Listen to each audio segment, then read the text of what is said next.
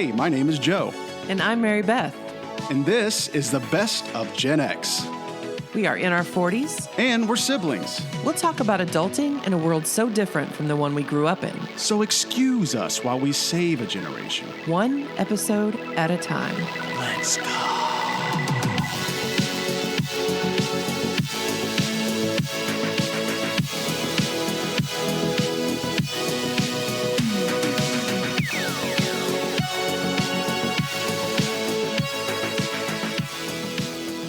Hey, Joe. Hey, Mary Beth. How are you? I'm doing swell. How are you? I'm happy to be back in the man cave / studio. We are back in the studio. Yeah, you're on crutches. No more walker for you. I'm only on crutches so I can get up the steps. Yeah. But I'm sort of independent now from the walker and the crutches. Yeah, I was really surprised when I asked where you wanted to do this that you said here. So that's good. Yeah, I was getting a little stir crazy at the parents' house, but Right. grateful to be there. Yeah. But glad to be in my home after a couple weeks. I've wanted to do this episode for a long time, and I have a lot of feelings about it, so we're just going to jump right in. That's crazy. We have a guest that Crazy we've been talking about for the last couple months. Alonzo. Hi. I'm so happy that you're here. I'm pumped. Yeah. And I'm so excited just to see you because I haven't seen you in person in It's been too a minute. long. Yeah. I may have mentioned this in an earlier episode when we were plugging this or preparing our listeners. I said that because Alonzo and I worked together, we have a theater background together, and so I knew that you loved the show, and I knew that you had big feelings about it as well. And I wanted to bring you on because I knew you'd match my energy. Yeah.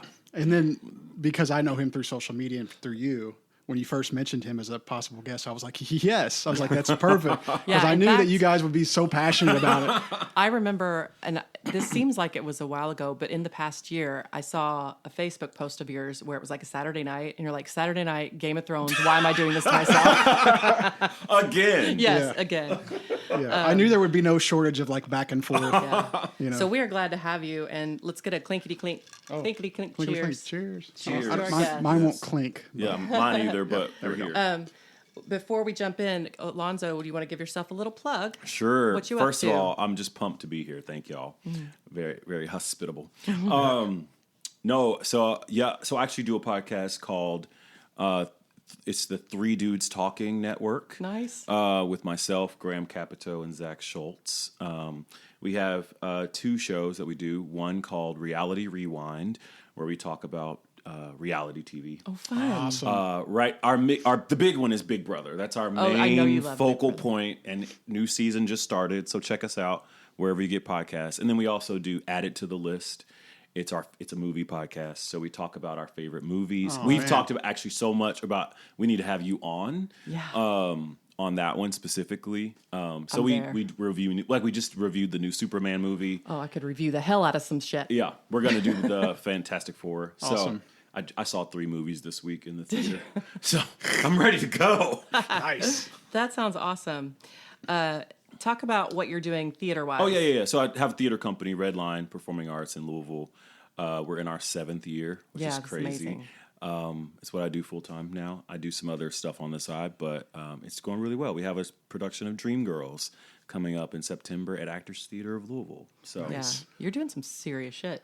it's pretty crazy. Yeah, the theater vibe from Louisville is pretty hot. It's hot. It's very hot. So we're lucky to be part. These people, Louisville has so much talent. Like this area, Kentuckiana has so much talent. Did you ever think that you would be producing shows at Actors No, Theater? never. Amazing. And it was never my goal, or it never even crossed my mind. So it is pretty cool. Life takes you there. Life takes you there. So they're great partners. So we're having a good time. All right. Well, first off, it was a bad week for Generation X. Horrible. Sad. I mean, so much mourning going on, so much grieving online. Yeah. We lost 3 legends of our childhood. Yep. So Ozzy Osbourne. Well, it started with Theo Started Huxtable. with Theo Huxtable. And you watch that show like every morning. He is part of my morning routine. He's part of my soul. That whole family. Yeah. Like growing up, I wanted to be a Huxtable. Yeah. And Mom met him one time at some kind at of a reading conference that she went to. conference or something. Okay. Yeah, she said he was terrific. Well, he's a poet. He was That's in his probably- later life he became like a spoken word artist. I mean, yeah. just- Yeah, she said he was very nice and approachable. I will say it's a little. So I want to be clear. I'm a millennial. Okay, right. so- You are a little. Yeah, here we go. While I'm glad to be on this podcast, I do just want to, for the record, Yeah, you are a few years younger. I'm on the front end of being a millennial. But he is an old soul. I am. I He is an definitely. old Yes. soul. Yes. So he belongs. He's a Absolutely. special initiate. Anybody who understands that Grease 2 is better than Grease Well, 1 is great, Gen X. That's it, dude. He is a Gen X special initiate. That's awesome. That's awesome. Yeah, so that show was we don't have to get in the weeds with I it, but that know. show was We've talked groundbreaking about on it. so many levels for so Yeah. many reasons, and That was heartbreaking. that family on that show taught us how to be families. That's Yeah. how Yeah. family should Yeah. be. And then Ozzy and then Hulk Hogan just came in a Yeah. wave. And they said it happens in threes. They do. You know, my friends and I were talking. So recently, there's a song by Ozzy Osbourne called "The War Pigs," Oh yeah. which recently became my karaoke song, like 3 weeks ago. Oh, wow. And so I just was like, "This is so weird." So I just was singing it this past week, and then he passed the next day. So All right, well, be careful. Don't pick any Cyndi Lauper. okay, Somebody please check on Michael J. Fox, Yeah. because I don't think our generation can handle anymore. Oh. Yeah. Hey, Big Joe's been listening to Ozzy in his car all week long. Yeah, All week it's long. sad. Well, speaking of endings, today's show has been a long time coming. Gen X has been through a lot, but the poop tornado that is Game of Thrones' final season is amongst the worst of betrayals. I've wanted to air my grievances about this long before we even had a podcast. So grab a drink, folks, channel your inner Arya, and let's go all Dracarys on the finale, okay?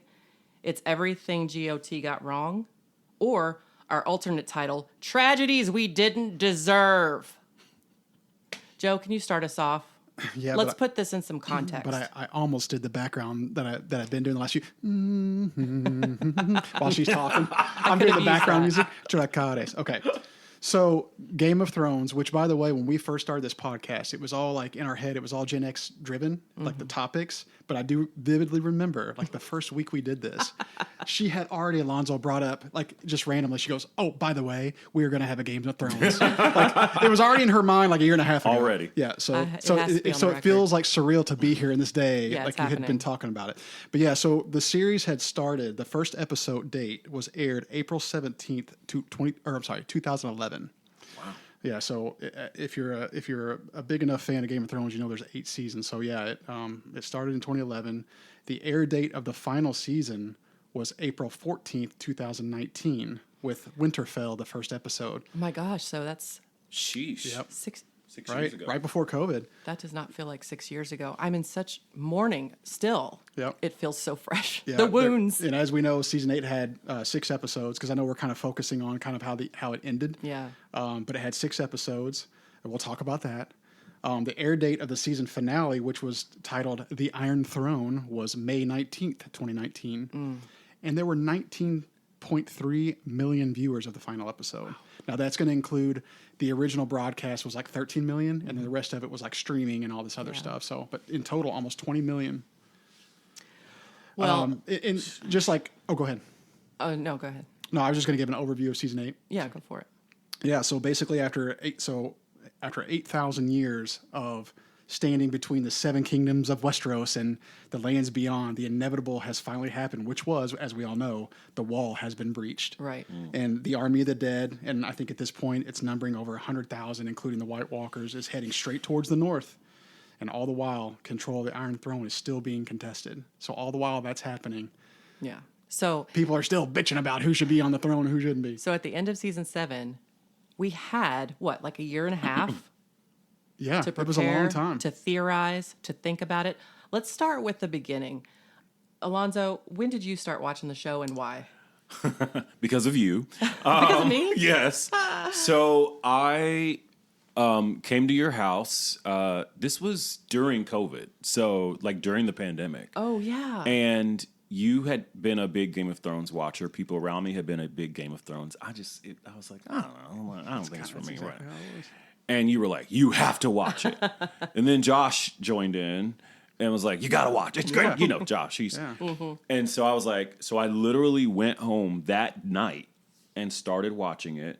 I didn't realize that. Yeah, it was after the show, a year after the show had ended. Wow. And so I didn't have the same, my feelings aren't as strong as some other people between 7 and 8 because I didn't wait. I watched it all at once. But I think I watched the entire series in about a week and a half. Mm-hmm. It's possible. It's possible. I've now watched it. It's 6 years. I've watched it 6 times. It's a great winter show. For sure. You know what I mean? Totally well, winter agree. is coming. So Always. it's a great winter show. So that's how I started watching it. I also just want to quickly say my other favorite TV show besides Veep is Parks and Rec. Also started watching it because of you told me to start watching it. You're welcome. Now it's my put on repeat 1,000 times. Yeah. Watch it from anywhere at any time show. And when I throw this in before I forget, let's get it on the record. Schitt's Creek. Oh, We got to talk about that someday? Yes. Okay. Yeah. Because I know absolutely. because I watched Schitt's Creek because of you. Yeah. And I'm so glad I did. Yeah. So Joe, And she knows I'm struggling with that one. I can get 4 episodes in, then I kind of give up on it. Oh. So I You gotta, got to push. it's like Parks and Rec. Parks and Rec, that first season, I Yeah. was like, I don't know if I really get it. And then I pushed past it. they get their footing. They get That's their what I have footing. to do. Season 4, greatest season of almost any TV show Agree. ever. I didn't realize you had that much power over people. Oh, there's a lot of Apparently, power I there. do. I should go into politics. I'm very persuasive. She was I guess. twisting my wrist. She's like, "You will watch Game of Thrones." Well, I'll start with where I started watching it. So I had spine surgery, cervical spine surgery, and I needed something to watch during my recovery. This was 2017. And so Josh comes home from Target with my medicine and some other self-care things and the box set of the DVD of the first season, I guess. And I unfold it, and there's the map of the families, and it seems so confusing, but we watched it on DVD, and then we streamed it just in time to catch the airing of the last few episodes of season 7. So we watched the last couple episodes of season 7 live with everyone else, and then we had a year and a half in between. And when I tell you, Josh and I were so obsessed, every single day we were watching it or talking about it or listening to a podcast, and he would come home from work every day and go, "Did you listen to Talking Thrones today?" And we were just, because it had so many possibilities we didn't know. We were excited and terrified about where it could go. And so I think it is a very different experience for someone who just does it all in one fell swoop like you did. For those of us who had to wait, I can't imagine what it's like for people who started at the beginning. Oh, same. Yeah, I'd be in jail for murder. I'm so angry. Right. So, Joe, when did you start watching? Well, it's very similar to Alonzo. I'm not typically into those type of shows. Me neither. Just the old medieval stuff just doesn't do I anything love for that. me. I thought you meant like fantasy. Well, there's some of that, but you just kind of you had said it enough where I was finally just fine. You had just wore me down with it. And you were right. You were correct on The Office. So I was like, I got to give her a chance because she's the reason I love The Office so much. And so I just started watching it. And after about 2 episodes, I was on the edge. I was like, I'm not leaving this space until I'm done with the show. And it was an everyday thing. I was watching 4 or 5 a day. And my timing was such where I wasn't waiting a year and a half, but I had about a 5 or 6 month window where I was waiting and so that's when I started getting into the conversations with you at Mom and Dad's about the podcast and the conspiracy, what's going to happen, what's going to happen next. And so I didn't have to wait too long, but I was about long 5 or 6 enough, months. man. Yeah. So I was all in, man. But once I started, I was hooked. All right. So we say all this to kind of, I guess, remind ourselves and our listeners that this is a damn good show. And for all its flaws toward the end, the viewing experience is unmatched, at least for me. And I don't know that I'll ever see a TV series so beautifully made, a story so rich, and an ensemble of characters who get their who get the attention they deserve throughout most of the seasons. It's just brilliant. Right. And so let's start on a positive note. Do you want to talk about? Well, should we first start with there was obviously the books, and the books came out. Yeah, pretty I mean, early. if you're here to hear a comparison rant from book to screen, you're in the wrong place. Right. That ain't gonna happen. But go ahead. Yeah, well, just to set the stage, so George R. R. Martin has released 5 out of 7 planned volumes, and so the first book He ain't ever gonna finish. exactly. But I'm gonna tell you why. The first book, which was called which it is called A Game of Thrones. It was published in 1996. Did you know that? Yeah. So that's a long time ago. It was followed by A Clash of Kings in 1998 and A Storm of Swords in 2000. In November 2005, A Feast for Crows was the fourth novel in the series, or is the fourth novel. It became the New York Times #1 bestseller. And the fifth of the 7 planned volumes was released in 2011 and is called A Dance with Dragons. He plans, like we're kind of talking about, to write the 6th novel titled The Winds of Winter. And They've been waiting for 10 years or more. I was like, and that's a long. and a 7th novel called Right. A Dream of Spring Right. is planned to follow. Have you seen this guy? He ain't going to make it. I have seen him. I'm sorry. But it is said that The Winds of Winter is significantly delayed because of his extensive rewriting, number one, the various other projects that he's been involved in or is involved in with, including like spinoffs, for example, and then just the inherent complexity of the novel itself. Well, So, the fame derailed his work, right. for one Exactly. thing. Like we were talking before we got started, I don't know who to blame. I don't know who I'm yelling at. Well, just the actual Game of Thrones series itself was part of what was keeping him from finishing it. But it's expected to be, so that The Winds of Winter is expected to be the longest book in the series, and he said it was going to be over 1,500 pages. Yeah, whatever. So I'll believe it when I see well, it. I only bring that up because I'm sitting there thinking we're definitely not going to see that thing. Well, it's just you've got the showrunners, Right. Dan and Dave, Right. and then you've got him. And you don't know who to believe. Yeah. And they don't come right out and say it. They throw a lot of shade in different interviews and stuff. So it's was it lack of source material? Was it, because their collaboration in those first several seasons was really, really beautiful and really, I mean, it made for amazing television. But after they ran out of source material and then signed on to other deals, they kind of got rushed. But let's talk about, before all that happened, let's talk about what makes it such an incredible show. I mean, season 1. Unpredictability. Exactly. When I'm watching the first episode, you meet like Ned Stark, you meet the king, all that. I'm just kind of like, okay, we're here. There's a lot of characters. Right. I'm a little overwhelmed. Exactly. Yep. But then they do a great job of like rolling out each episode, and you get more and more invested in all of these key characters. And then obviously the end of season 1. That's what hooked me. Right. I mean, so at the end of the first episode, he pushes him out black screen. At the end of the first season, Ned Stark gone. The main character. I was just like, The main character. yeah. Yeah. So you realize nobody's So safe. he's exactly right as it relates to like unpredictability. It's like that's the first thing I thought of when they chopped his damn head off. I'm thinking, wait, I thought this dude was going to be in the whole entire Where series. does the show go from here is Right, what you're thinking. exactly. Yeah. So nobody's safe. You always have that feeling that Yep. nobody's safe. Yeah, there were so many twists and turns to the stories and the Well, you learn The I mean, families The and reason the- that he's pushed off is because you learn about the incest, Right, exactly. between Right. Exactly. Jamie and Cersei. There was a you're lot going on. Whoa, Yeah, this is whoa. crazy. It's all the like good things I love about like soap operas. Yes. Like growing up, watching like being homesick, watching like The Young and the Yeah. Restless. Right. And then it's like, well, I have to watch tomorrow. right, Like, right. Victor Newman, what's gonna happen? Like, and I feel like that's what happened with Game of Thrones. Is like it hooked me by the storytelling. Don't you feel like the storytelling is done in such a way that every episode there's a payoff? Yes, Yep, for sure. There's a payoff and some kind of Yep. cliffhanger where you got to keep. It's hard to stop. Yeah. And that's why I think it's so easy to watch so quickly. If your schedule allows, you can really bang through this. Oh, because the way I was staying up till 4 a.m. Right. And it was like, okay, it's midnight. I should probably lay down, but I'm just going to start the next episode. Then I'm up. Right. The Red Wedding. Yeah, I'll go ahead. Then you can't sleep. Then you can't sleep. Psych. Exactly. Let's see. Okay, so after that happens, we're all shocked. Where does the show go? Season 2. Rob Stark.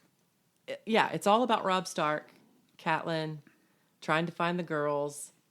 Poor Sansa, stuck with Joffrey. Joffrey.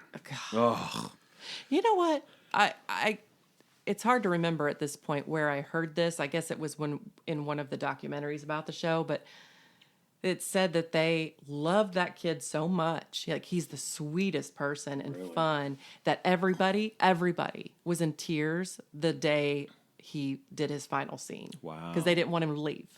Isn't that funny? It is. What a monster Good he on was. him for the job he did because I hated his character. So that just speaks to how Have you hated a character as much as Joffrey? No. No. Joffrey, even, I've looked at the list of villains from the show and greatest TV villain. To me, Joffrey is like the top of the list. Yeah, because even Ramsay was beautiful to look at and He got was. lost in those His eyes. Give me some. Yeah. Yeah. It's like, at least he has nice eyes. Joffrey, that was a monster. What a monster. And he was kind of hard to look at.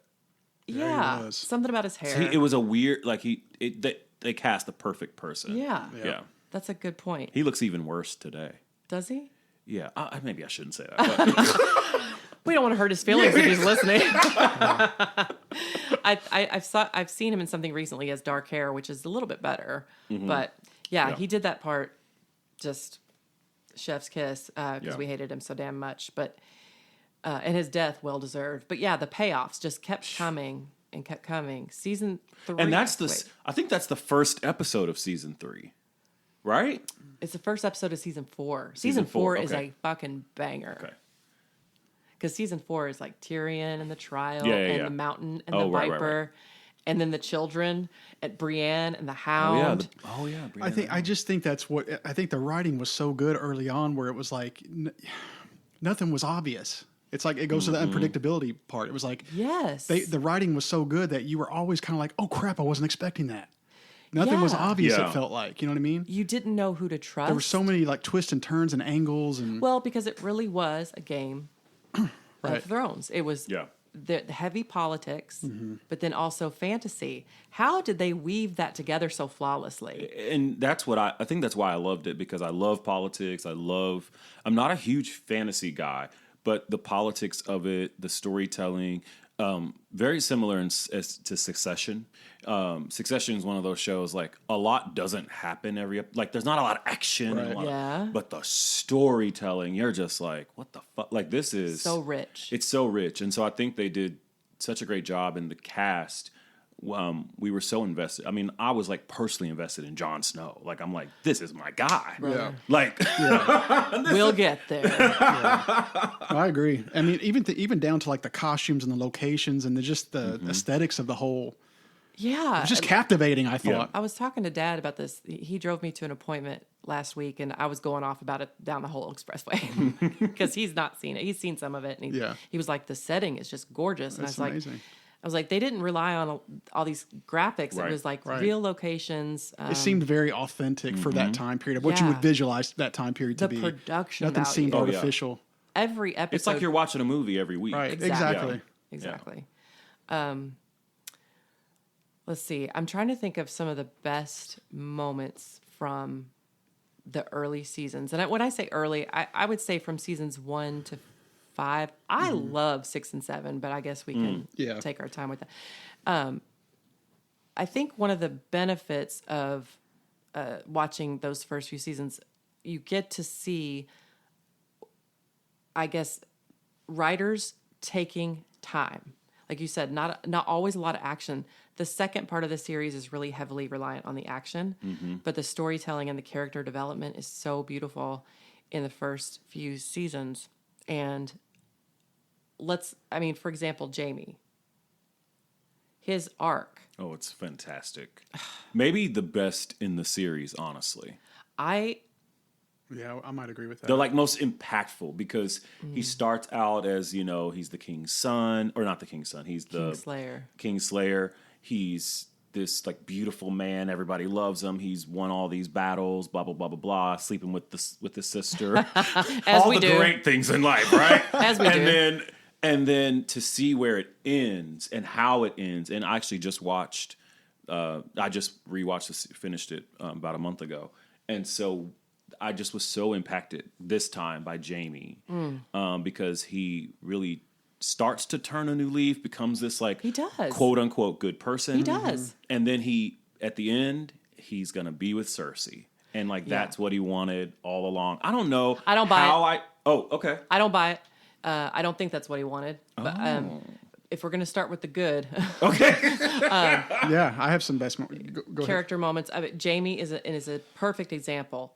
I think, and this took me it took me 3 watches. During my 3rd rewatch is when I finally fell in love with the character of Theon Oh yeah. and finally embraced his whole that dude arc. went through some shit. One of my favorites. That He dude was went through some shit. honestly my first watch. He was really, really good. He was annoying, and then unforgivable things that he did, and then the things that happened to him. Man. Yeah, you went through the emotional ringer watching Yeah. that character go. Oh, through. yeah, I forgot about the. I think that was so well done. I'm gonna have to say one of my favorite. Do you have a moment?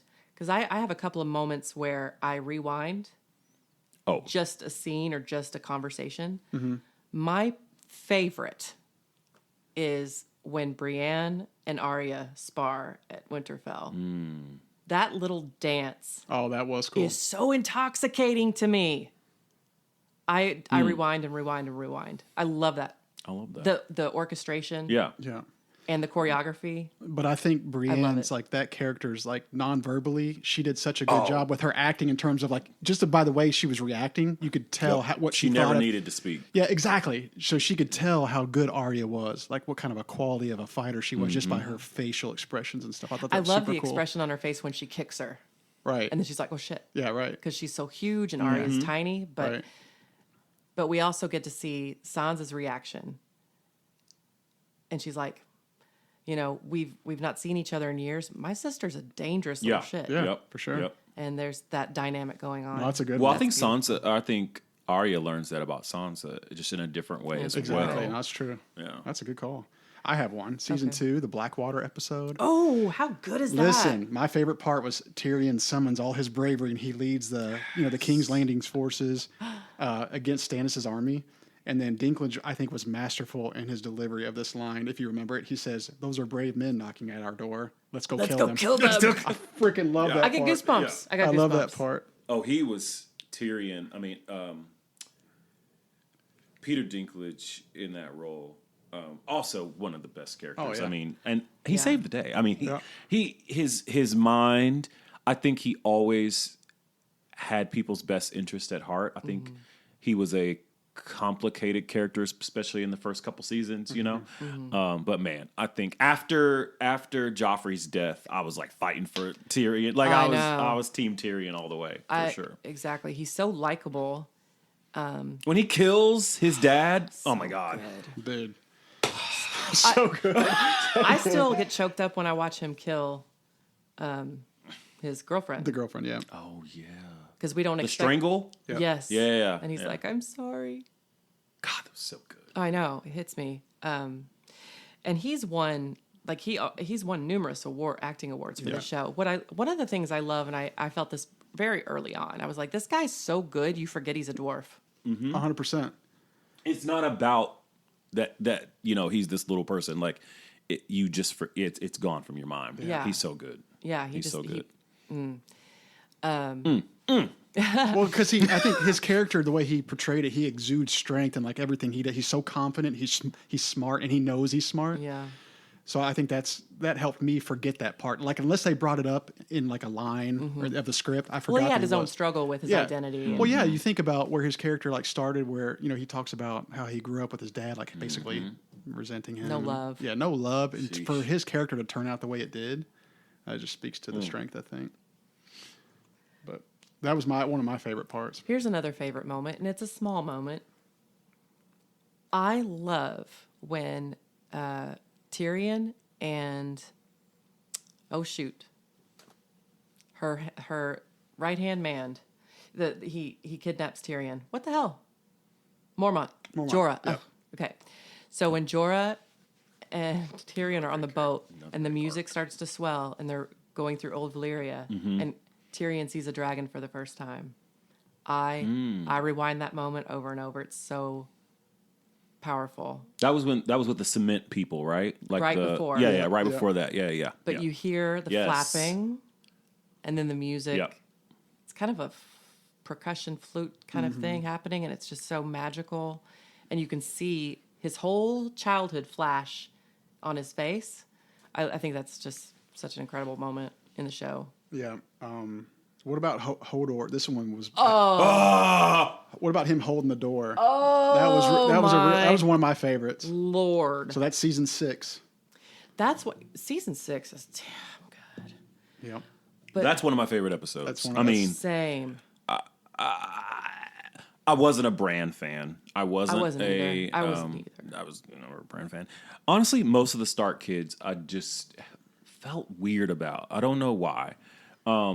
Except Rob. I liked Rob. Obviously Jon. But Sansa and Arya, I don't know why. I was just always like... Early on, it was they weren't doing much, but they were, going on different journeys. I found Arya's most interesting, but as far as caring about the Stark kids. Yeah, I agree. Yeah, but that was one of my more powerful,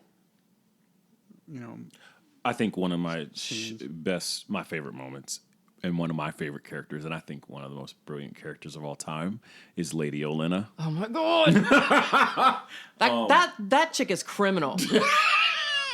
It is. She's straight up gangster. I loved her so much, and her portrayal of that role that I looked up her old movies and Wasn't stuff. she beautiful? And she was. She had this long flowing hair. Anyway, her facial expressions. I mean, obviously the classic line. I want him to know it's me, or tell Cersei it was me. Tell Cersei it was me. And she just was like, you want to talk about confidence? That lady, I know. You wouldn't know what she was feeling, thinking. Nothing, if she was ever feeling not confident, you never really saw it. She moved into action. She was one of those people. Two good moments that I remember with her. First of all is when she first sees Brienne. My word. Oh, yeah. Positively singular or something like that. So good, her reaction to Brienne. And then when she speaks privately with Daenerys, and she's like, the reason I've come this far, lived this long, is because, I lived my whole life being told by men what to do, and I ignored them all. You're a dragon. Be a dragon. Oh, yeah, she was good. Yeah. Girl was badass. Yeah. She gave a lot of good advice to the women in the show. Thank you. There were lots of those little moments, sort of with Sansa as well, with her daughter, or her granddaughter, who also is brilliant. God, I love her. She's brilliant. And she's also brilliant in The Tudors. Yes, I've seen that. She's good. So good. She's so good. I don't know, are British actors better than us? I feel like they are. There's something in the water over there. They're phenomenal. I refuse to admit it. I refuse. There's something in the pond. Yeah. Maybe so. But yeah. That's a great character. Yeah. Phenomenal. Phenomenal character. Well, you keep mentioning the music, and something I just remember that really stood out to me is there's not a lot of piano used in the score. The composer, and so I remember doing some research on it, and they only use piano at really key moments, which to me is just brilliant. There's so much percussion, and if you really take time to listen to the music throughout the series, it's never distracting. It always adds to. It's part of the storytelling. It is. It's done brilliant, and then the main theme is always intertwined in there. I was just gonna say that, dude. We're on the same frequency. The main a song of Fire and Ice. Yeah. It's always woven in there, and I love how you can hear the Stark, Baratheon, Lannister, Targaryen. You can kind of hear at different points them all weave together. And you talked about piano. That's one of the reasons I love season 8, episode 3, which is very controversial because people just hated that. Fans hated that. But I love it for its... I think it's a masterpiece. Aside from the story problems, aside from those, which we'll get to, but the piano, when the Night King is approaching... Ugh. Just those few notes, they're so delicate. But that dude, him and Miguel, that director who did Battle of the Bastards, Hard Home, he basically directed every good episode, every super good episode. I think Battle of the Bastards might be my favorite episode. Hands down, mine. It's top 5 for me. It's so good. Can I confess something? Ramsay is a monster, of course. However, when he lures Jon Snow forward and shoots that last arrow and gives that look, that close-up look, that little smirk before you, how sexy is that? I mean, you're boys, but I got to say, that's some sexy shit.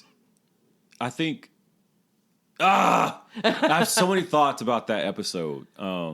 It was shot beautifully. Oh my God. Like, I think about like the cinematography, which is something I honestly don't think that much about normally, but I just think about the visuals of like shooting the armies, like getting the pile-on, all that. I mean, how they shot, I don't know. I mean, didn't you feel like you were suffocating? I did. Yeah. Yeah. It's hard to watch. Yep. But again, what a fucking payoff with the veil marching in on the horses. I have chills. I know, right? I know.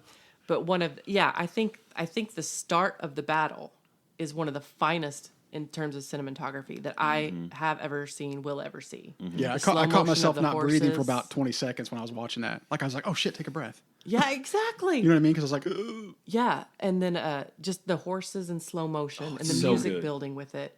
And then Jon Snow, the look on Jon Snow's face when he has resolved that this is the last moment he's going to take a breath. Like, he knows he's dying. Right. Like, this is it. I'm done. The resolve in his face. And season 6 is peak Jon Snow. Like, never looked better. Never looked better with the short hair and the... Well, you know what? Man bun. I wonder if you made me think of something I never thought about before, because I agree with you about how his resolve. And I wonder if that's because he's faced death before. Oh, yeah. That, like, he's just like, here we are. I can kind of see it on his face in that moment, because the night before, Sansa warns him, don't do what he expects you to do. Don't fall into his trap. And he's like, oh, thanks, duh. And you can see it on his face, like, Sansa was right. Fuck. I did exactly what he wanted me to do, and now I'm trapped. Yeah. But the arrows flinging, and how... I mean, Jon Snow has some badass moments, but can I just say with the shield against Ramsay's arrows? Yeah. Hello. Dude. Yeah. That shot of the horses like galloping through there, and it's like this low shot on there. Oh, it's so good. I know. Repeat. Yeah.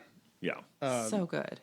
I mean, you know it's a damn good series. Like he was talking about the musical score. You know it's a damn good series when even like the musical stuff with the piano in certain spots is like intentional. Like when they're that level of detail in what they do with just the music, let alone the actors and where they're supposed to be and say and all that stuff. Speaking of the music, It's intentional.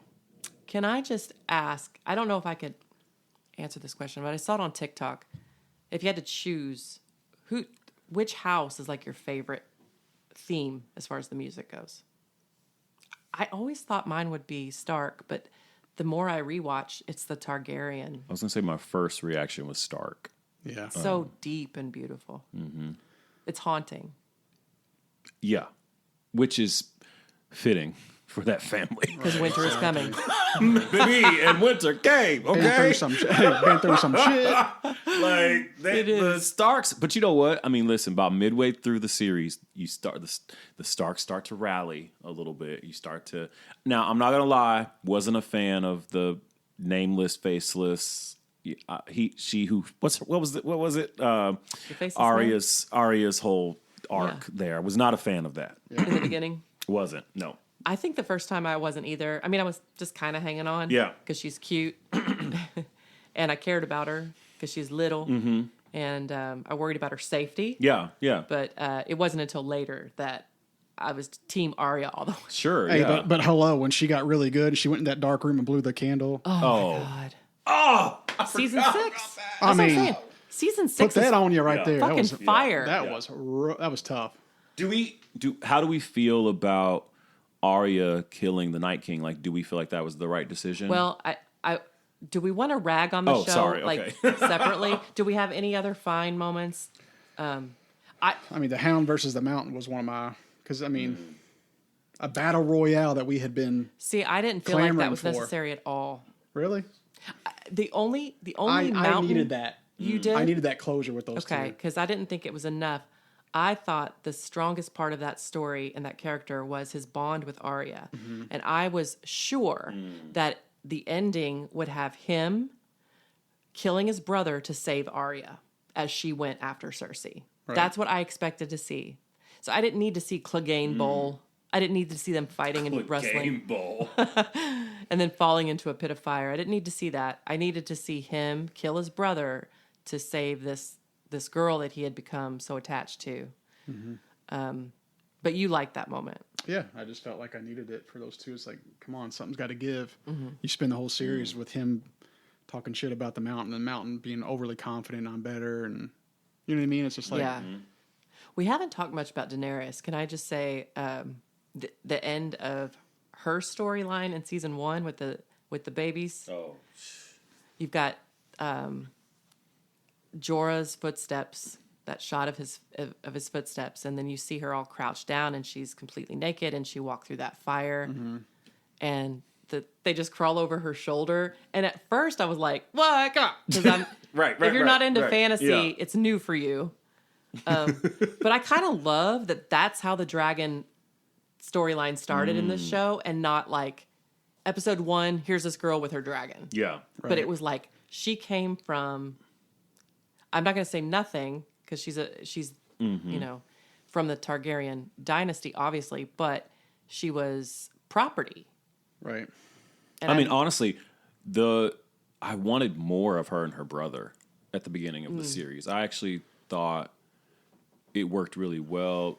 I wanted to fight. I wanted to cheer for her and root for her more. And I feel like she got there. She got where she wanted to be really fast. I know she didn't. Like she, ascending to the throne.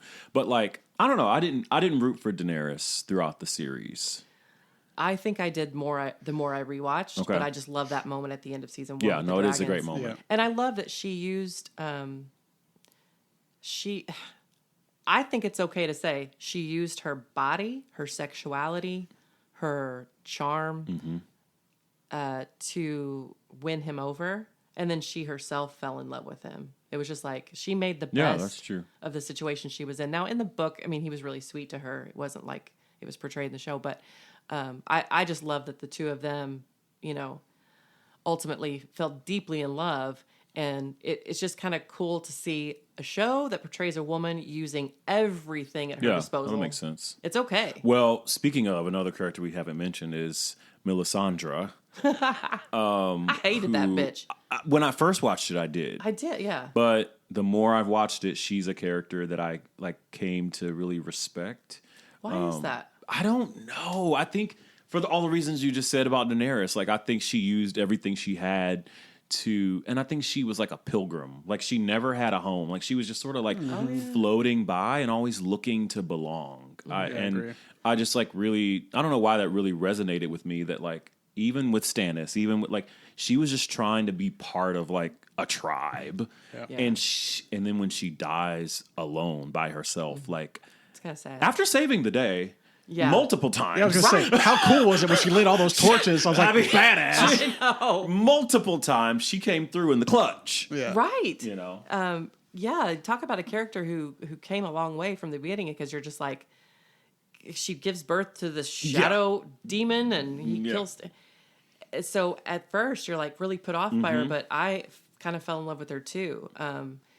She wanted to belong, but she truly, I think there's some sympathy there for her character, because she truly believed in what she was doing. She believed She it. did. She absolutely She stood did. on it. Yeah. She was doing it. She was doing sometimes the wrong thing for all the right reasons in her own mind. Exactly. And they went wrong. Oh, well. The poor Dance- Stannis' daughter. Dance of the Dragons, that is hard. That was hard to watch. Yeah, that's an unforgivable. I think thing. this last time I watched it, I had to skip past that. Yeah, just it's I agree. Hearing her screams and But I kind of dig where Stannis went after that, because he knew.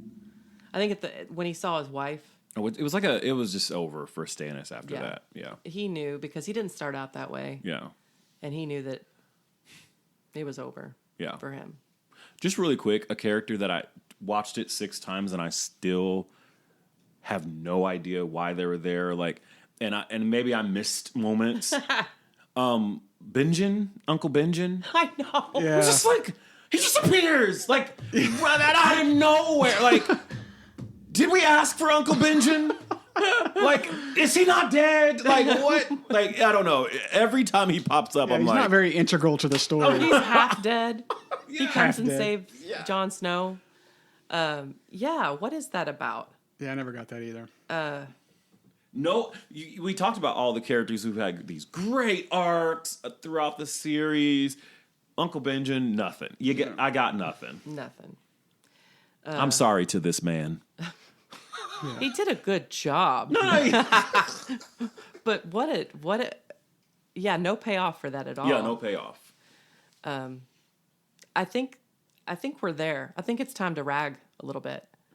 Okay. Can we just talk about, before we go to break, let's just talk about what we think is the ultimate sin of the last season. I'm going to say this. I'm going to say that when you open your series with the existential threat that is the Night King and his army of the dead, opening scene, it is unforgivable to not give us any explanation or the payoff it deserves. Like, if that's the existential threat, the biggest mistake of the show was to end, Cersei? That King's Landing is where we end? I think that it should have been that. I think it should have been flipped. I think a lot more about it, but I'm just going to say an overarching thing. Yeah, I actually had in my notes, I hated how Winter's Coming was like the tagline of the whole show, and it meant absolutely nothing in the end. Yes.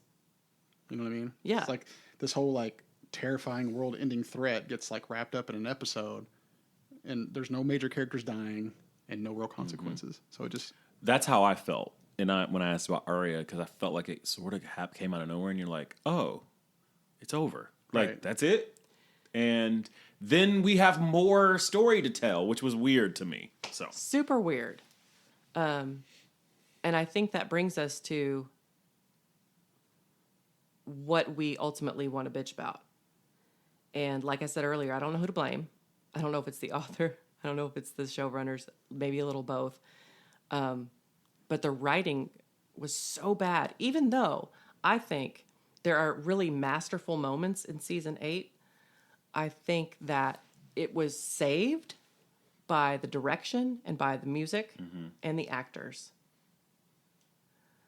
But leading up, I was getting nervous. Mm-hmm. Did you watch any interviews? Like, because you had a few months, you said. I watched nothing. Like, for me, it was... And all I knew was the fans weren't happy going into season 8. Like, and you told me when you and Josh, when I first started watching it, you're like, well, don't get your hopes up because it falls off a cliff, by the time you get to the end. So that's kind of all I knew going into it. And I knew what I personally wanted to happen. Yeah. And we didn't get any of that. Yeah. What about you? What was the question again? Well, I was just asking, like, what did you expect versus what happened? Like, what would you say the biggest problem was with the final season? I just think it was incredibly rushed. It's almost like the showrunners were trying to just get it over with. That was one of my biggest gripes with it. And I think if you go online, you'll see a lot of that. Yeah, because I think what they should have done was replace the writers and then just they should have given the show a little bit more time to unfold at the very least. You know what I mean? Yeah, and apparently George R.R. Martin wasn't involved right as much in the writing after like season 4 or 5. So they were kind of on their own with his like templates. Right. I guess too, it's like just how fast, and it kind of goes with the whole rushed theme, but it's like just how fast to me it felt like all the pieces were moving. Whereas like previous seasons, it's like the entire season arc would be, it could be them traveling across the continent. Yeah. You know what I mean? But like in the final season, people were goddamn teleporting. Yeah, they were teleporting. You know what I mean? It's like all over the place, by the next episode, just to fit the plot. Right. So I was just like, really? Yeah, some things felt really forced. And Bran becomes king. God dang it. I'm not going to say the Lord's name in vain. It's my Napoleon. Dang it. Major. So we've got the Night King and the Army of the Dead really not amounting to anything, and we don't know why he's there, really right. what he's that was doing. my whole point. It was like, so the whole existential threat is nothing compared to Cersei and Right. King's Landing, whatever. And then what was the one you just said? Bran. Becoming king. Boo. Boo. yeah, that was terrible. lame. Terrible. Cool moment to set it up. I loved watching all of them sit at their little council meeting thing. I thought that was cool. But, ugh. That was lame. That was totally lame. Yeah. Well, it can't be Jon Snow because he's a murderer. That and also, let's see. So, Bran is king. Oh, Jon ending up at the wall. Jon's identity having nothing. That was crazy. Yeah. Why do we do all this? Why do we keep the secret? Why do we build to it? You know what? And then it meant nothing. One of my favorite memes out there is the picture of Jon Snow's face when he's resurrected. And it's like, on this date in May of whatever the air date was, Jon Snow was brought back to life for no damn good reason. Yeah, at this point, just kill the bitch. I mean, we didn't why? need him. Yeah. So those are the biggest. I don't know. How did y'all feel about Daenerys burning King's Landing? Awful. Yeah, I was just like, oof. Awful. Wrong. So I thought, like, with Dany specifically, I thought she was mad in the brain from about season 4 through 5. Really? Yeah. She was exceptionally brutal in some cases, and in the end, her going mad like that and just burning everything down, to me, that wasn't surprising. I just think it was poorly written. Right. It's like foreshadowing for fourth graders. Right. Hey, your family's crazy. You might get crazy someday. Hey, your family's crazy. You might be crazy someday. Hey, your family's crazy. You might be crazy someday. Finale. Hey, she's crazy. Yeah. That's how I felt. Yeah. I didn't think there was enough groundwork laid in that. I don't feel like we spent enough time like getting to see that switch start to turn and turn and turn and turn. Like not it was just like one day I was just like, not enough build up. Yeah. And even when she did it, I was like, she didn't seem crazy. She seemed enraged. Yeah, just like on a mission. Yeah, it just was like, well, this is what I got to do. And she won. Like it was over. Yeah. Like the bells had rung. Yeah, I think the actors did their best for the most part. I just think it was squandered on the writing side. Oh, I think the actors were superb. Yeah. Even when, I think there were stories of like them kind of maybe being ready to be done, right? So like, but even with that, I never felt like they were checked out. Yeah. Yeah, they were awesome. And I think they did the best with what they got. I remember seeing... That's what I mean. I just think it was squandered on the writing side. Mm-hmm. Did you watch I think it's the behind the scenes of the HBO special after it was over, when they're reading this, doing the read through. Oh yeah, I've seen that. And the guy who plays Lord Varys, like says his last line and folds up a script and just plops it on the table, and takes a drink of water as they're finishing out the scene, because his ending was awful.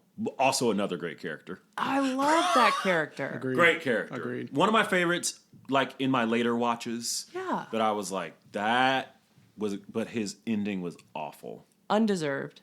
Totally. Oh, we didn't talk about Littlefinger either. Oh. Well, I've that is a good place to take a break, because his ending, that was a good one. Dude drove me crazy. And he's so Lord little. Baelish. He's so, yeah. He always had that thing with his mouth, too. He always, did his mouth weird when he talked. He Drove me crazy. Lord Baelish. All right, so let's take a break, and when we come back, we're going to break down some more details of the tragedy that is the series finale.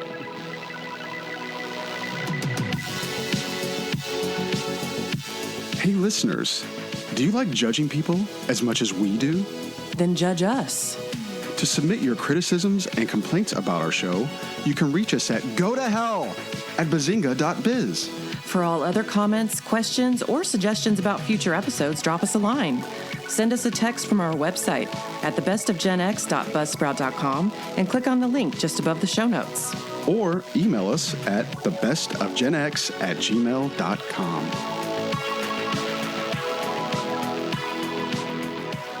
And we are back. Mary Beth, we've gotten really heavy into the show, but I think we need to switch gears for just a second. Yeah. And I think we deserve a country update. What you got for us? Yeah, so we want to welcome Austria. Austria? Good day, mate. Let's put another shrimp on the barbie. That's a joke from the movie Dumb and Dumber. Our European audience is going to hate us. Oh, sorry. I was quoting a movie. Sorry. Yeah. So welcome to the party, Austria. Good to have you. Yay. 28 countries now. Nice. 28? 28. Why did I think it was still like in the low 20s? Because you were not believing in this. Man. You have 28 countries listening? Yes. Yes. Wow. Yeah. Yes. So it's bound to reach somebody involved in this Game of Thrones fiasco. That's right. And we just want to say, because can I just say, the cast and crew brought their A game. It's the writing. It's the writers who did these people dirty. Yeah. And that's what I just want to quickly cover in a little bit more depth. I want to start with Jon Snow and just say, as much as I loved Season 8, Episode 3, like I said, for the cinematic and entertainment value, that was Jon Snow's kill. I mean, I literally jumped on the bed, standing and jumping on the bed when Arya jumped out and killed the Night King. I thought it was amazing how they did it. And Theon had just... He gets his redemption. He gets his full redemption. Mm-hmm. He's the only character out of the entire cast, in my opinion, who got what he deserved in a good way. Mm-hmm. Like the writers gave him what his character really deserved and what made sense to the story. Mm-hmm. But as the other actors, it's no wonder Kit Harington ended up in rehab after this for a stint. Do you remember hearing about that? I had heard that he almost just quit acting altogether. Fucking depressing. Yeah. You put like a decade of your life into creating this character and then find out that's how it ends for you. I think it was heartbreaking for them and they couldn't say anything. Right. But that was Jon Snow's kill. Yeah. Agreed. Yeah. All the groundwork that had been laid between him and the Night King.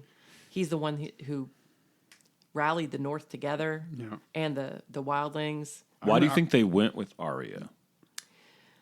Well, I think in one of the behind the scenes thing, one of the writers, Dan or Dave, talks about how they were somewhat going by George Martin's outlines and templates, which he himself has admitted constantly change. I think that he can't meet his own deadlines for writing books. He couldn't meet HBO's deadline. He gave them what he had at the time, and then they ruined it from there.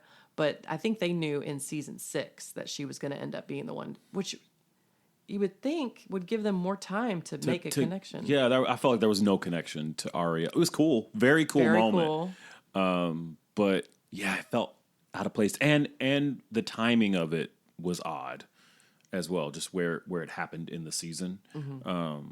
Yeah, I definitely thought it would be Jon Snow. At least if you're not going to make him king, at least give us that. What a great point. If you're going to resign him back to the wall where he can't have sex for the rest of his life. Yeah. At least let him kill the damn king. Which was a terrible ending because he already gave his life. Right. He lived by that oath and he died by that oath. Right. And he does not have to go back. But yeah, I think that was... Kit Harington was done the dirtiest because that was his kill. And to put him on the wall was criminal.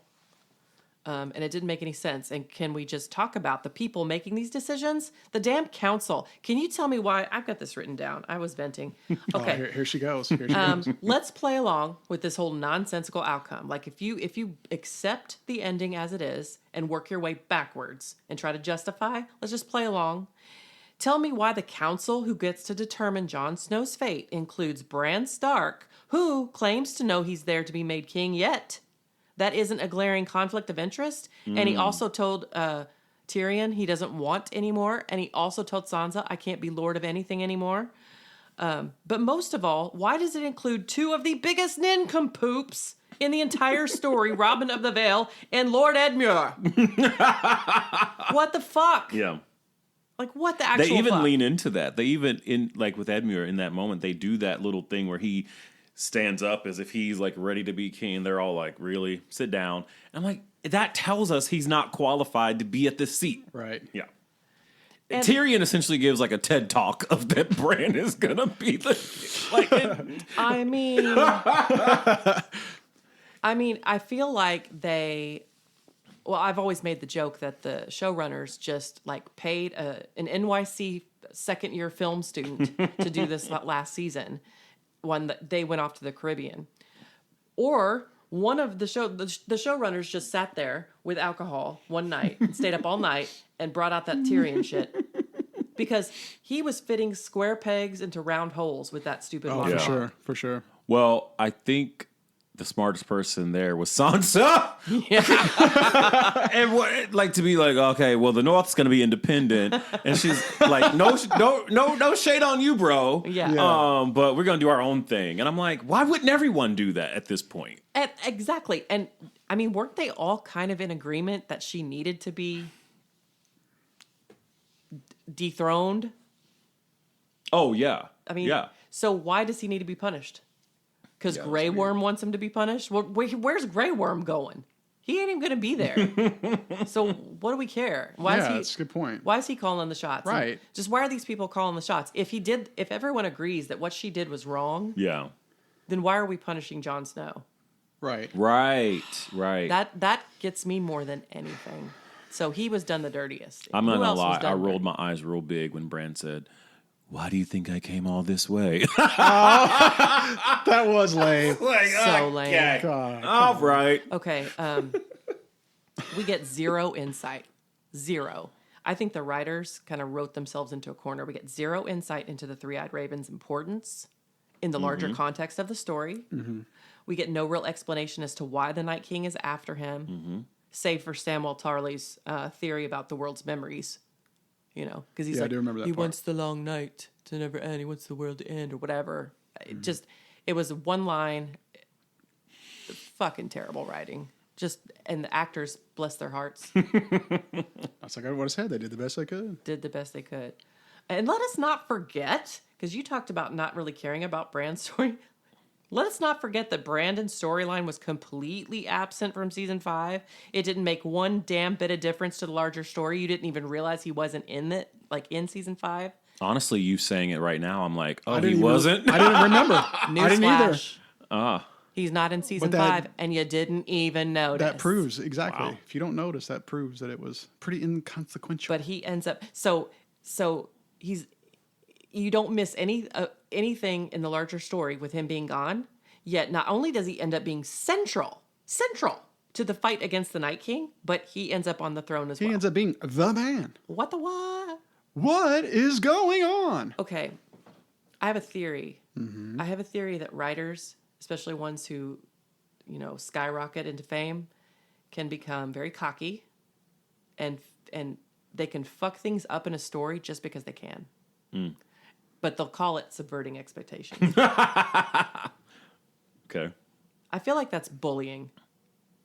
It's a way for people to bully others.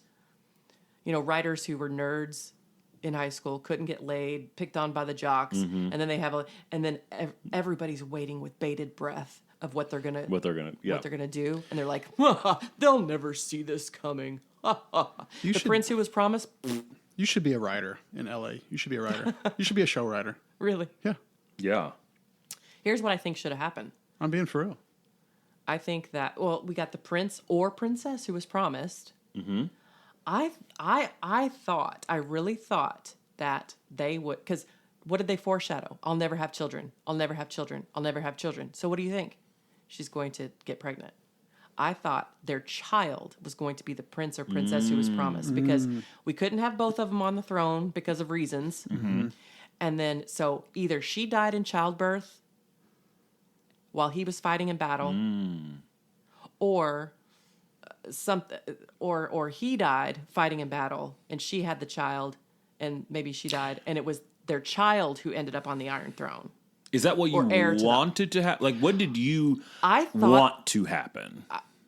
I didn't have a want, because Game of Thrones had set it up for us that we couldn't want. Mm-hmm. It's like you said at the very beginning, you made the awesome point that one of the great things about the show that lures you in is the unpredictability. Yeah.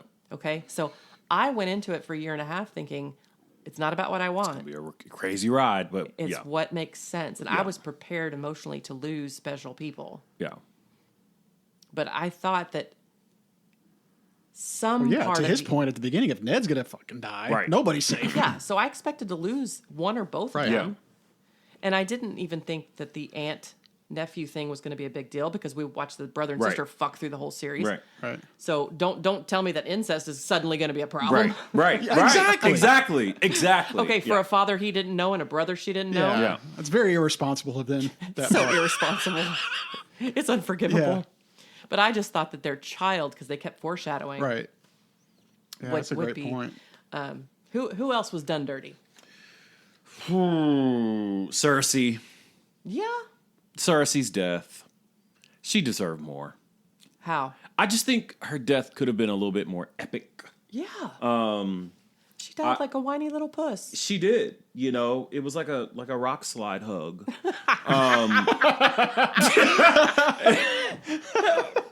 A rock slide hug. Like, it was just weird. Like, Yeah. I get that. the Sept, right? It was just like, what? I mean, it was fine. It was good TV. Like, it was good to watch. It was cool, and the Jamie moment and all that. But Well, like, it speaks to her level of cruelty and the length she's willing to go. that she was just like, I shall not be moved. Right. But it would have been really cool to watch, you know, Arya kill Cersei. I thought that's Exactly. what was going to I happen. felt like that was missed. As I've said. Yeah, yeah. Because she's got this damn list. And she only gets Meryn Trant and Walder Frey. Right. I mean, she gets the Night King, but that wasn't her story. The Walter Yeah. Frey thing Her story was all about badass, though. Cersei. Huh? When Yeah. she got back with the Walter Frey, that was Now, badass. see, none of what we're complaining about takes away from Right. the entertainment value and Yeah, no. quality of the show. I mean, it was entertaining watching her get like a concussion and stumble through the street and then show up on a white horse. Like, I was just like, So and then I weird. thought the white horse was gonna mean more. Like, I was like, ooh, the white horse like is gonna she's gonna. Symbolizes something. symbolize something. And it was just like, no. Sorry, you got your hopes up. It's like the writer suddenly realized, oh shit, I got a dentist appointment. I got to hurry this. Okay, I here's kind of didn't like Brienne of Tarth. please speak. I just feel like she Speak to got kind that. of screwed out of, I feel like if anybody deserved a loving relationship, it was her No shit. because, That would have been nice. Sorry, I'm cussing a lot in this episode. Even if they like decided to go their own way, Right. it would have been nice. I don't know.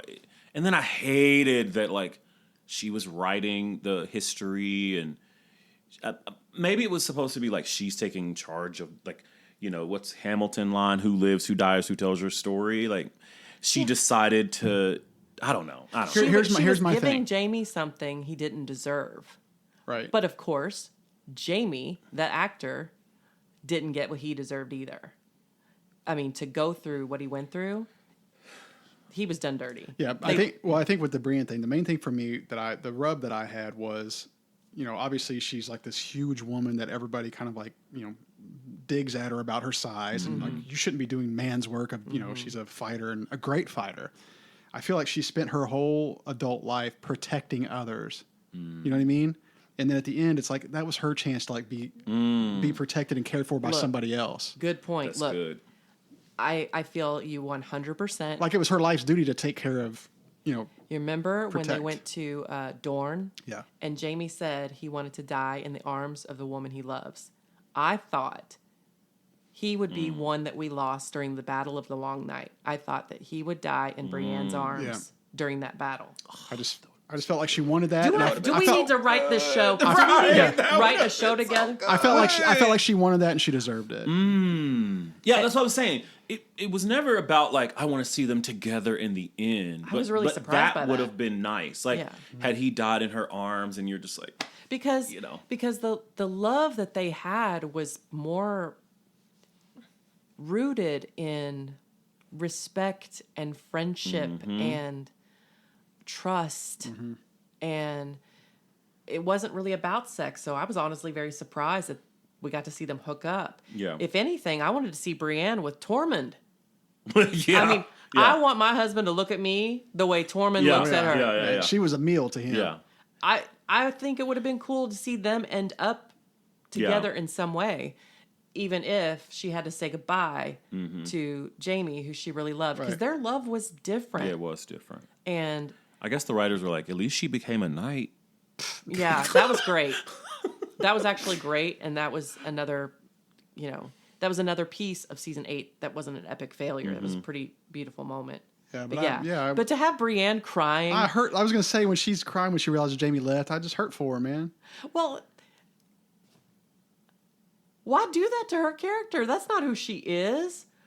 Like, don't leave me. And then she's writing with a smile on her face, like, oh, the man who scorned me.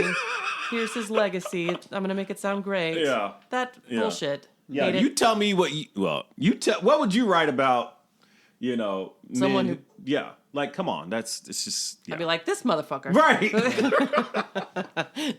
Took my virginity and then went off to Cersei where he died in a pile. Did you notice the piles too? That's another just bad part.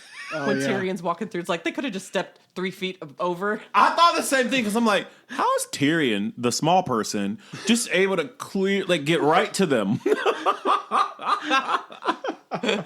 It's like they're just these neat little piles of rocks. It's like they could have just stepped over a few feet and be alive. I don't know. Maybe one more. I'm going to say something kind of controversial. Okay. And again, not the actor's fault, not anyone else's fault, the writer's fault. Tyrion was bad. You're a fan of him from the start. He's different from the Lannisters. He cares about the realm. He likes the power too. Mm-hmm. He's very smart. We're always talking about his mind. If you notice when you rewatch, Tyrion gives bad advice from jump. His last one is, I choose the cripple.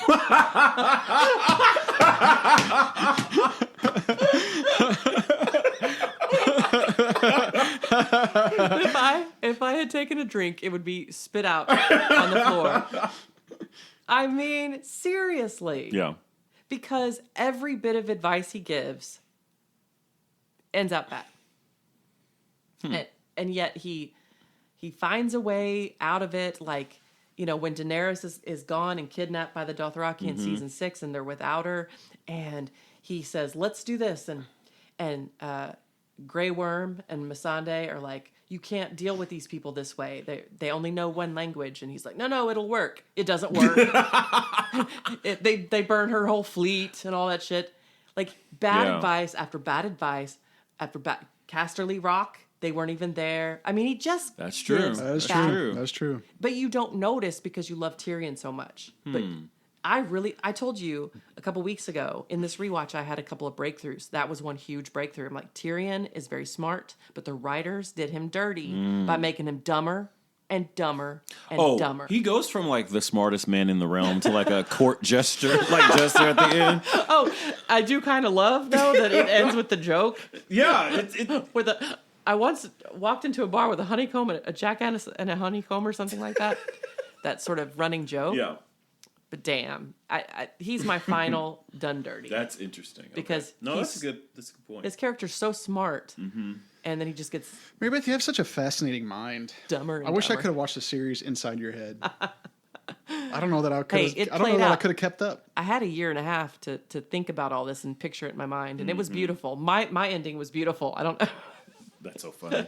Well, we talked about Daenerys a little bit, but I never really got with Daenerys, and especially at the end, it's like she's like, "Let's have a barbecue." Like, let's have a barbecue. She killed 1 minute she's freeing all the slaves, and then the next minute she's killing everybody. And I'm like, what the hell? Like, what? Like, she should have stormed King's Landing from the start. But she kept listening to everyone, all of her men around her. That's true. She should have just done it from the start. And how about the fact that they didn't kill her dragon while it's sitting right there with all the scorpions? Oh, I thought the just same dumb. thing. I thought the same thing. It is crazy how her character starts. Like she's so timid and kind of scared and kind of weak seeming, and then she becomes like this.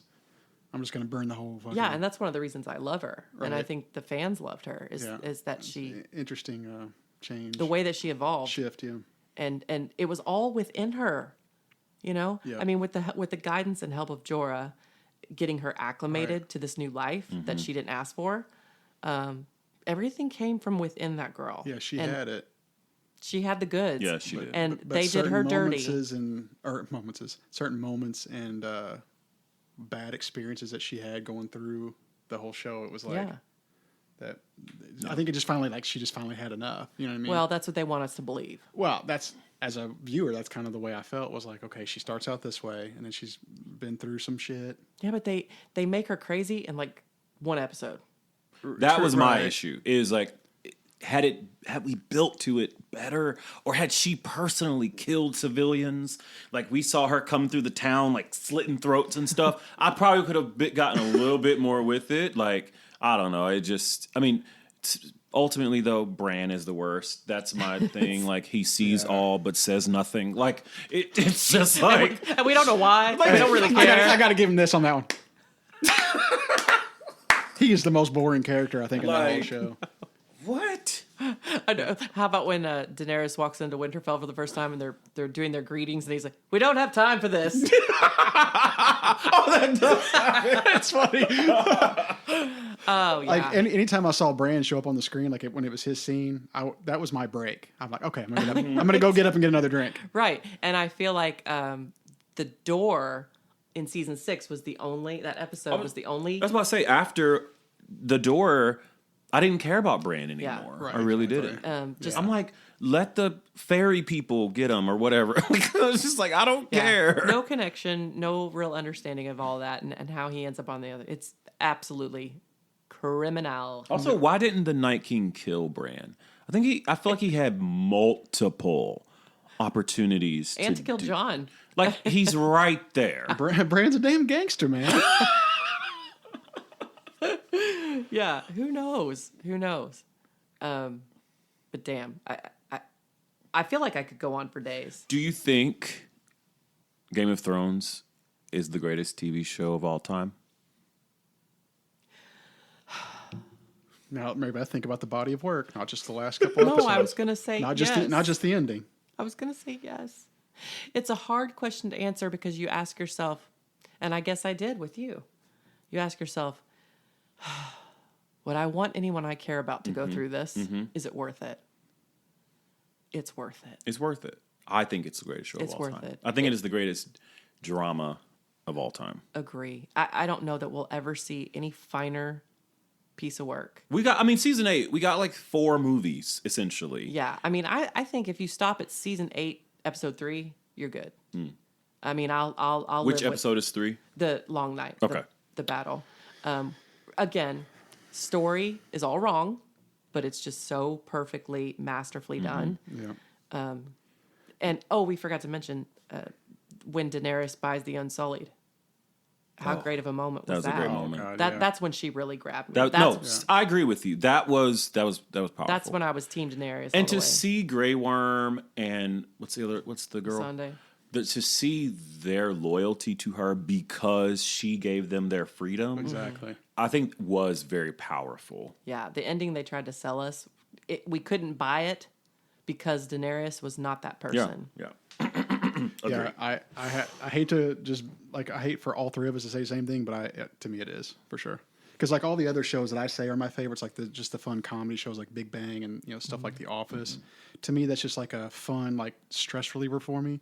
But with Game of Thrones, you get every range of emotion, and all the other stuff we've talked about, the acting, the writing, and at least in the first parts of it, the aesthetics of it, the feel of it. You're so invested in it. It rips your heart out. You can get stressed watching it, but you still love it. It you know rips what I mean? your heart out. It stressed me out, but I love the hell out of it. Exactly. Even when it would stress me out. What season is Dorne and all that? 5. So when you go to Dorne, first of all, it's gorgeous. It's the people are beautiful. You get the Pedro Pascal character. Oh, we didn't even talk about that. I loved every word that dripped off his tongue. Every conversation, every scene he was in, I was all in. Yep. Something about his voice, the way he carried himself. For me, it was his sister. I think she, her love for her brother, was very powerful, and it reminded me of Cersei and Jaime, but just in a different way. Yeah, in a cleaner way. It was in a cleaner way, in a socially acceptable way. Right. It was just really powerful, that their relationship, and then obviously that final episode with him was shocking. Crazy. They did not stop. They did not care. They did not care about us. Yeah. That one's still hard for me to watch. the mountain and the viper. That last moment. Yeah, I was like, okay, you can stop now. Okay, damn, stop. Like, it just kept on and kept on.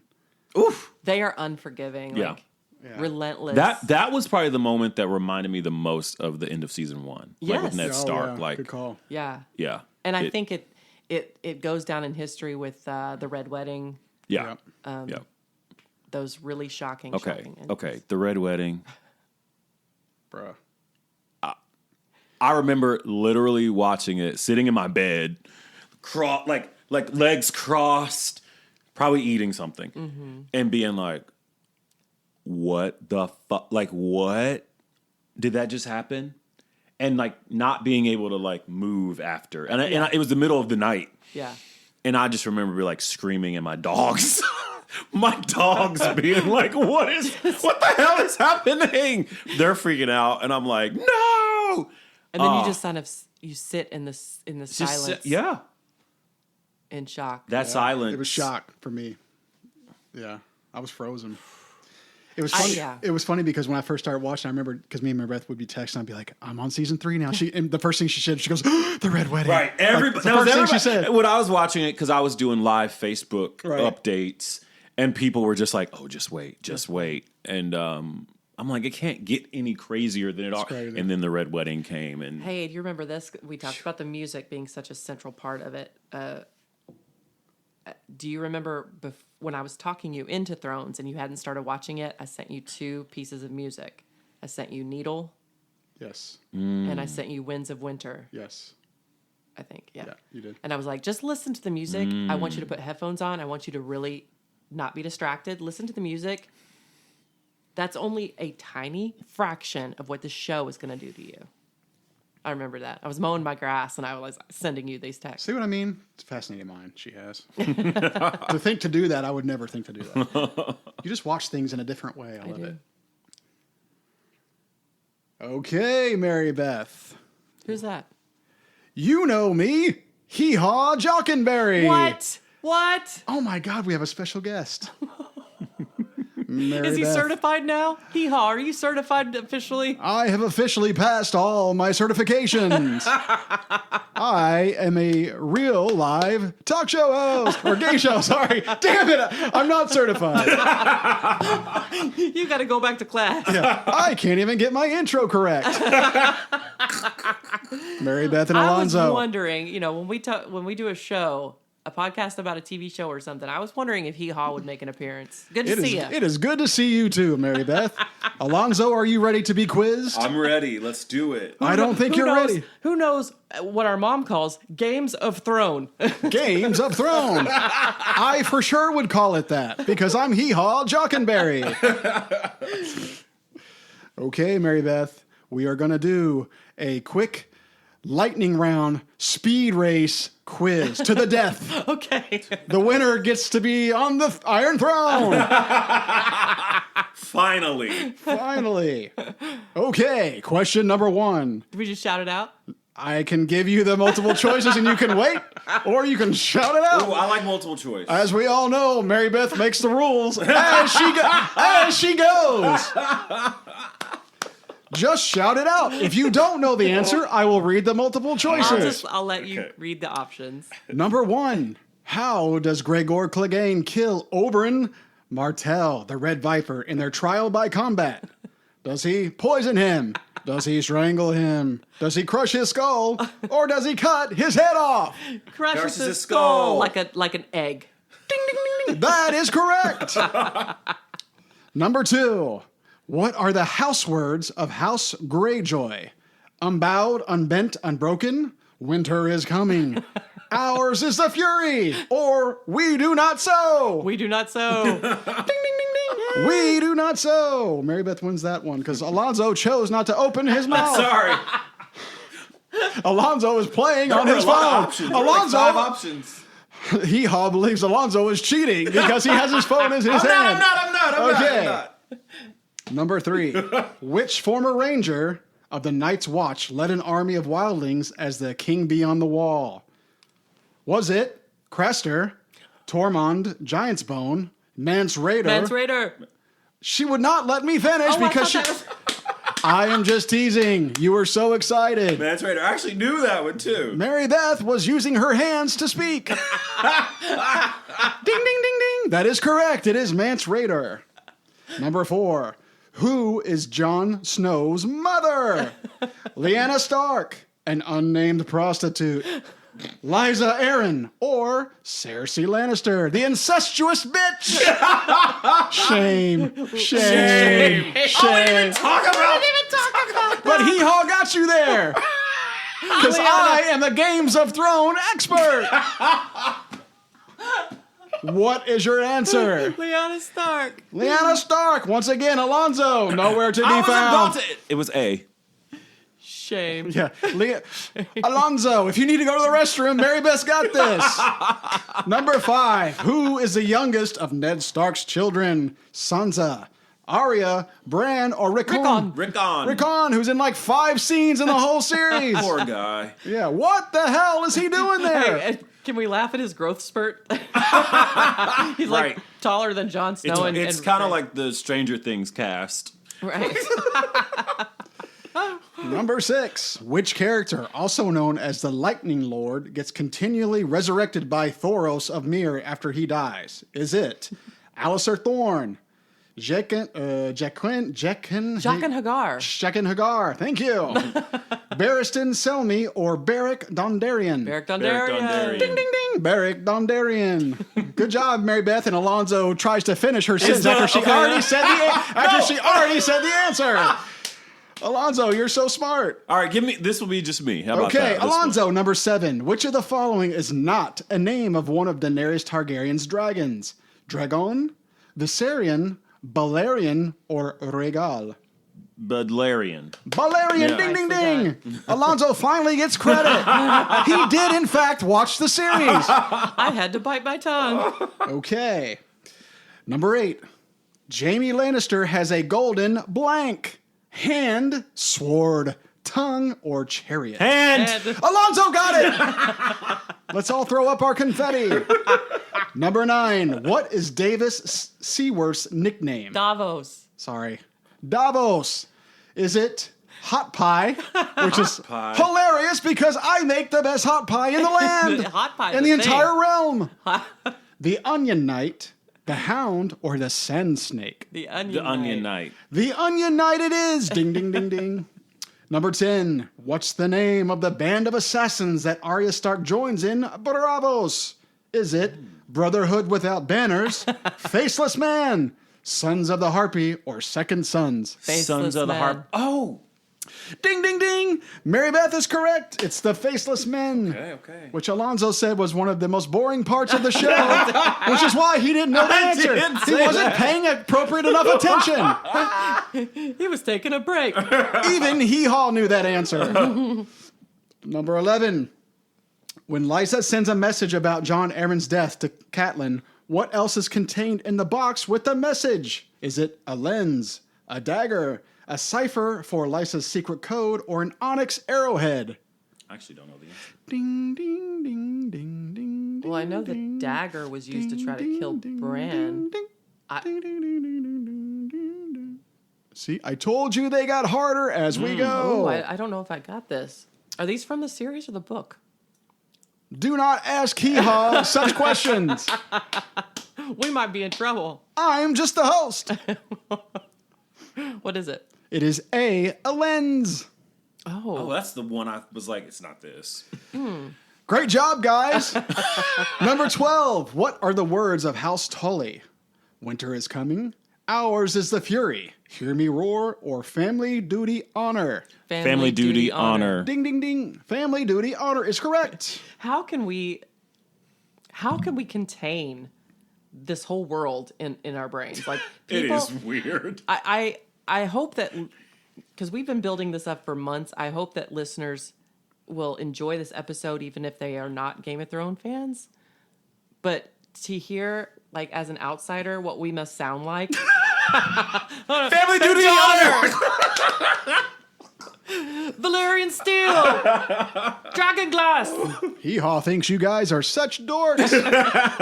Number 13. How does Littlefinger claim that Tyrion came to possess the Dragonbone dagger? A. Tyrion stole it from Jon Arryn. Tyrion bought it from Gendry. Gendry. What? Gendry. Again, Heehaw is not on your level. Gendry, Robert's bastard son, or Tyrion found it in a whorehouse. I'm sorry, there's another option. Tyrion won it from Littlefinger in a bet. He won it in He a won bet. it in a bet. Thank you. I almost forgot the actual answer. I was like, I don't think it's any of those. Number 14. Heehaw's bringing the fire as always. I was just messing with you. Who does Ned suspect poisoned Jon Arryn? Was it Lancel Lannister, Esquire, Sir Hugh, Esquire, Jaime Lannister, or Gregor Clegane? I didn't even hear that first part. I think it's Jaime. Who does Ned suspect poisoned Jon Arryn? Do not make me repeat it. Repeat the choices. A. Lancel Lannister, Esquire. B. Sir Hugh, Esquire. Sir Hugh. Alonzo? I said Jaime, so that might not matter. Mary Beth is correct. Sir Hugh, Esquire. A former squire. All right. Former squire. Number 15, last question. For the Iron Throne, how does Tyrion escape from the Eyrie? He pays Mord the jailer to free him. Tyrion defeats Catelyn in a duel to the death. Bardis defeats Bronn in a trial by combat, or Bronn defeats Vardis in a trial by combat. Bronn wins. Alonzo chose not to answer. Mary Beth wins the Iron Throne. Yeah! Ladies and gentlemen, I would love to introduce to you the Iron Throne winner, Mary Beth Ellen. Do I get to go crazy now? You are allowed to go crazy. Go nuts. Your donuts makes us go nuts. Well, Heehaw, I'm so glad you stopped by. This was really fun. You're very welcome. I had nothing else important going on. I always love a challenge. I can't wait till you guys invite me again 10,000 episodes later. Okay, well, you know what? We have survived a lot. Gen X has survived a lot. We grew up playing on train tracks. We were in cars without seatbelts. We've been through Y2K panic. We're getting knee replacements. We're losing our heroes. I thought you were going to say our hair, and I was like, that's true, too. Me too. But this Testify. finale still stings. Thank y'all for having me. Oh, man. This was a blast. Dude. Loved it. And thank you, Mary Beth, for introducing me to Game of Thrones, because I probably would have never watched it. There are only a handful of people that I trust their recommendations of things I should watch. Oh, Alonzo, that means so much to me. Yeah. I And so, second that. yeah. I second that emotion. Yep. I would have never probably watched it ever. Yep. And I would have been the guy that made fun of everybody for acting like you do about it. So thank you. You know what? I really appreciate that, and I am so glad that we finally had a chance to put this on the record, because we've all had a lot to say about it for some time. And our podcast will just be joined with all the others, breaking this apart, talk about what a shit show the ending was, but what a damn good show it was leading up. It was fun talking to you about it. Yeah, it was a good time. Well, thank you so much for listening to another piece of the Gen X experience we're saving. Today's epic rant, unlike the Game of Thrones finale, was awesome. And it's now been immortalized in the annals of history. If you like what you heard, subscribe to the Best of Gen X wherever you get your podcasts so you never miss an episode. Alonzo, pleasure. Pleasure. Joe, always a pleasure. Duh.